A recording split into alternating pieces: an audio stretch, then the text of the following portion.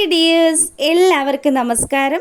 കിരണിൻ്റെയും കല്യാണിയുടെയും നാളത്തെ വിശേഷത്തിലേക്ക് എല്ലാവർക്കും സ്വാഗതം കേട്ടോ. അപ്പോൾ അതാ നമ്മുടെ മൂങ്ങ മുത്തശ്ശിയും പ്രകാശനും കൂടി ക്ഷേത്രനടയിൽ വെച്ച് അങ്ങോട്ടും ഇങ്ങോട്ടും ഒക്കെ സംസാരിച്ചുകൊണ്ട് നിൽക്കുക.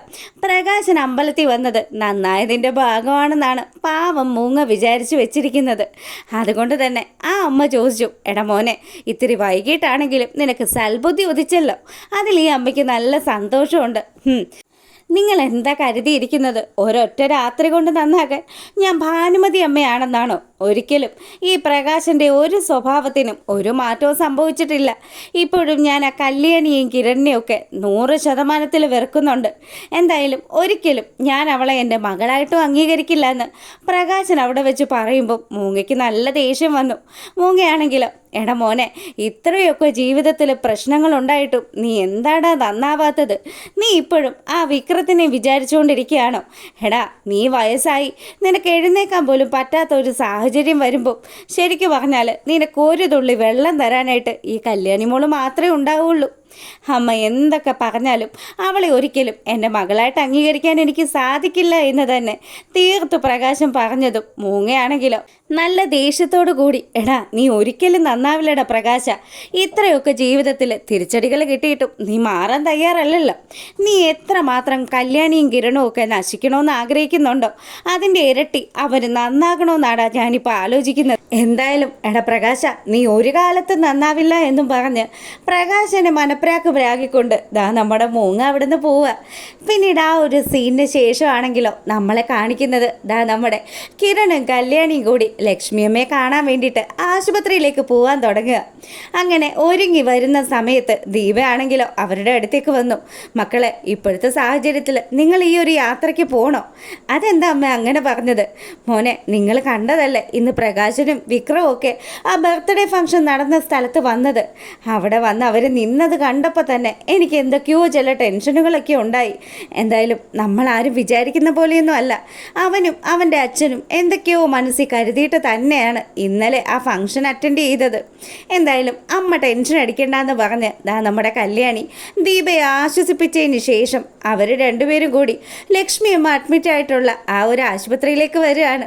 അങ്ങനെ അവിടെ വന്ന് കാർത്തികയെ കണ്ട് കാർത്തികയോട് കാര്യങ്ങളൊക്കെ ചോദിക്കാൻ തുടങ്ങി. അതെ, അമ്മയ്ക്കിപ്പോൾ എങ്ങനെയുണ്ട് ചേച്ചി? അമ്മ ഇപ്പോൾ ഓക്കെ ആയി വരിക മോളെ, വേറെ വിഷയങ്ങളൊന്നുമില്ല. ഞാനേ വിളിപ്പിച്ചത് മറ്റൊരു കാര്യം കൂടി പറയാൻ വേണ്ടിയിട്ടാണ്. അത് അമ്മയ്ക്ക് പെട്ടെന്ന് ഇങ്ങനെ ഒരു അസുഖം ഉണ്ടായത് അത് വെറുതെയൊന്നും അല്ല, ടെൻഷൻ മൂലമാണ്. അതും ദേ, ഞങ്ങൾ ഇത്രയും കാലവും നിങ്ങളോട് പറയാതിരുന്ന ഒരു കാര്യം, അത് എന്തായാലും ഇനി മറച്ചു വെച്ചിട്ട് കാര്യമില്ല. കിരണിനോടും കല്യാണിയോടും ആ രഹസ്യം പറയാൻ വേണ്ടി തന്നെയാണ് ഇങ്ങോട്ട് വിളിച്ചു വരുത്തിയതെന്ന് കൂടി കാർത്തിക പറയുമ്പം ഇവർ രണ്ടുപേരും പരസ്പരം നോക്കി ഇങ്ങനെ നിൽക്കുക. എന്തായിരിക്കും കാർത്തിക ചേച്ചിക്ക് തങ്ങളോട് പറയാനുള്ളതെന്ന്. അങ്ങനെ കാർത്തിക ആ ഒരു രഹസ്യം, അവർ ഇത്രയും നാളും ചെന്നൈയിൽ താമസിച്ചതും എന്തിനാണ് ചെന്നൈ വിട്ട് ഇപ്പോൾ കേരളത്തിലേക്ക് വന്നതെന്നും ഉള്ള കാര്യങ്ങൾ ഉൾപ്പെടെ കാർത്തിക നമ്മുടെ കിരണിനോടും കല്യാണിയോടും വിശദമായിട്ട് പറയുക. അങ്ങനെ ഈ സമയമാണെങ്കിൽ നമ്മുടെ സരയു വിളിച്ചു പറഞ്ഞതനുസരിച്ച് ദാ കിരണും കല്യാണിയും പുറത്തേക്ക് പോയിരിക്കുകയാണെന്ന് മനസ്സിലാക്കിക്കൊണ്ട് നമ്മുടെ വിക്രമാദിത്യൻ അവൻ്റെ കൂട്ടാളികളെയൊക്കെ റെഡിയാക്കി നിർത്തുകയാണ്. എന്തായാലും ദേ, ഇതാണ് പറ്റിയ അവസരം. ഈ അവസരം നമ്മൾ മാക്സിമം മുതലാക്കണം. ഈ അവസരം ഇനി വീണ് കിട്ടുമോ എന്നുള്ളത് സംശയമായിരിക്കും. ഇപ്പോഴാണെങ്കിലേ ഒരു വെടിക്ക് 2 പക്ഷി എന്നൊക്കെ പറയുന്നത് പോലെ ദേ അവളും ഉണ്ട് വണ്ടിയിൽ. എന്തായാലും അവൾ എൻ്റെ പെങ്ങളാണെങ്കിൽ കൂടിയും അവൾ നശിച്ച് നാറാണക്കല്ല് പിടിക്കണമെന്നാണല്ലോ, അവളുടെ കണ്ണുനീര് കാണണമെന്നാണല്ലോ ഞാൻ ആഗ്രഹിക്കുന്നത്. അതുകൊണ്ട് തന്നെ ഈ അവസരം നിങ്ങൾ മുതലാക്കണമെന്ന് പറഞ്ഞിട്ട് ദാ നമ്മുടെ വിക്രം ആ ഗുണ്ടകളെയൊക്കെ എരിപെരി കയറ്റി വെക്കുകയാണ്. ഈ സമയമാണെങ്കിൽ നമ്മുടെ സരയും പതിവിലധികം സന്തോഷത്തിൽ, ഇന്നത്തെ കൊണ്ട് എന്തായാലും കിരണിൻ്റെയും കല്യാണിയുടെയും ആ ശല്യം എന്നേക്കുമായിട്ട് ഒഴിയുമല്ലോ, ആ ഒരു ആശ്വാസത്തിലാണമ്മേ ഞാനെന്നും പറഞ്ഞ് അവൾ ശാരിയുടെ അടുത്തേക്ക് തുള്ളിച്ചാടി ചെല്ലുക. ശാരിയാണെങ്കിൽ, എന്താ മോളെ, എന്താ നിങ്ങൾ ഒപ്പിച്ച് വെച്ചിരിക്കുന്നത്? അതൊക്കെ ഉണ്ടമ്മേ. അവനുണ്ടല്ലോ, അവൻ നാളെ നേരം പുലരുമ്പം അവൻ്റെ ശവമായിരിക്കും അവൻ്റെ വീട്ടുമുറ്റത്ത് വരാൻ പോകുന്നത്. എന്തായാലും അമ്മയോ അച്ഛനോ ഒക്കെ ഒന്ന് കരുതിയിരുന്നോ, നാളെ എന്തായാലും അവിടെ പോയി ദുഃഖമായിട്ടൊക്കെ ഇരിക്കേണ്ടതാണല്ലോ. രൂപാൻ്റിയുടെ മുന്നിൽ കരയേണ്ടിയും വരും. അതുകൊണ്ട് എല്ലാവരും കുറച്ച് ഗ്ലിസറിനോ ഉള്ളിനീരോ ഒക്കെ വാങ്ങി വെച്ചോളാൻ സരയോട് വെച്ച് പറയുക. സരയുടെ ഈ സംസാരമൊക്കെ കേട്ടുകൊണ്ട് ദാ നമ്മുടെ ബഗൻ അങ്ങോട്ട് വന്നു.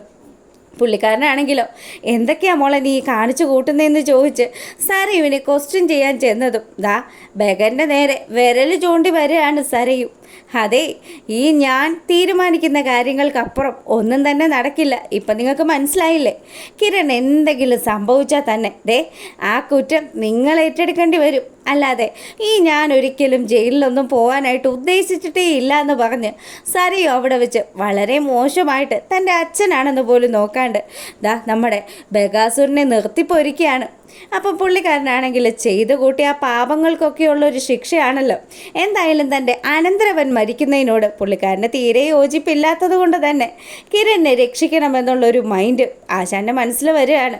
സരയുനും ചെറിയൊരു ടെൻഷൻ ഇല്ലാതില്ല.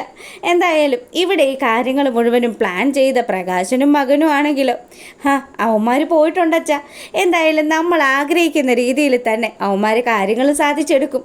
എടാ മക്കളെ, അങ്ങനെയാണെങ്കിൽ ഇന്ന് തന്നെ അവൻ്റെ കാര്യത്തിലൊരു തീരുമാനം ഉണ്ടാകുമോ അച്ഛാ? അതിന് വേണ്ടിയിട്ടല്ലേ അച്ഛാ ഞാൻ പുറത്തുനിന്ന് ആളെ ഇറക്കിയിരിക്കുന്നത്. അച്ഛനറിയാമല്ലോ ഒരുമാതിരിപ്പെട്ട ആൾക്കാരൊക്കെ അവൻ്റെ മുന്നിൽ വിറയ്ക്കുമായിരുന്നു എന്ന്. എന്നെപ്പോലും അവൻ ഇടിച്ച് പരിശയാക്കി കളഞ്ഞില്ലേ? ഇപ്പോൾ ഉണ്ടല്ലോ ഞാൻ ഇറക്കിയിരിക്കുന്ന ആളുകൾ അവന്മാരെ നല്ല പ്രഗത്ഭരാണ്.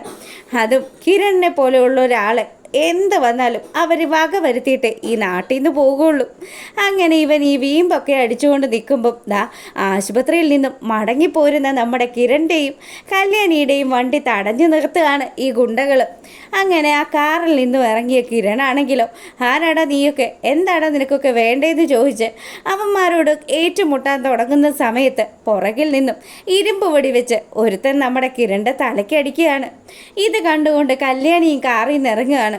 അങ്ങനെ അവിടെ മൊത്തത്തിലൊരു സീൻ നടക്കുമ്പോൾ അടി കൊണ്ട് തലയൊക്കെ പൊട്ടി അവശനായി നമ്മുടെ കിരൺ കിടക്കുന്നതും അവൻ്റെ ആ ഒരു അരികിലിരുന്ന് കല്യാണി പൊട്ടിക്കരയുന്നതും ഒക്കെയാണ് നാളത്തെ പ്രമോ വിശേഷത്തിലുള്ളത്. എന്തായാലും കിരണിനെ കൊല്ലാൻ നോക്കുകയാണ് എന്നുള്ളത് ഇപ്പം തീർച്ചയായല്ലോ. എന്തായാലും കിരണിന് ഇപ്പോൾ ഒരു അപകടവും സംഭവിച്ചിരിക്കുകയാണ്. എന്തായാലും ബാക്കി വിശേഷങ്ങളും ഒക്കെ ആയിട്ട് നമുക്ക് നാളെ രാവിലെ വരാം. അതുവരെ എല്ലാവർക്കും നല്ലൊരു രാത്രി ആശംസിച്ചുകൊണ്ട് ഇന്നത്തെ വീഡിയോ വൈൻഡപ്പ് ചെയ്യാണ്. അപ്പോൾ ഓക്കെ, ഗുഡ് നൈറ്റ്.